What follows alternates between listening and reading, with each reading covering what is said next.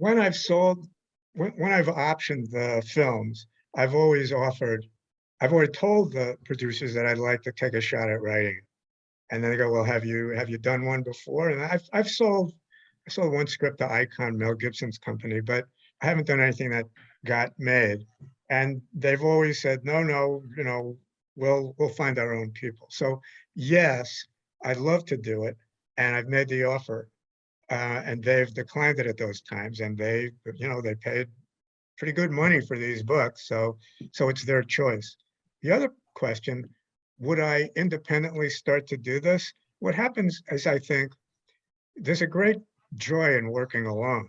Nobody's telling you what to do when you're a novelist. I mean, that's the danger, because you could come up with something bad, but it's also the pleasure because, like you said before, if you have an idea that other people don't have, no one can tell you it's dumb. No one can stop you. No one can say, make the 6-foot guy 5 feet tall, make the dog a woman, make the woman a different woman. No, nobody. No one can take your story and Mr. Potato Head it and change it. And there's a terrific pleasure in that. And so what happens is, for better or worse, like, I finish a book, I have another idea. I finish a book, I have another idea. I finish a story, I have another idea. It's like a machine, and they come and they come and they come.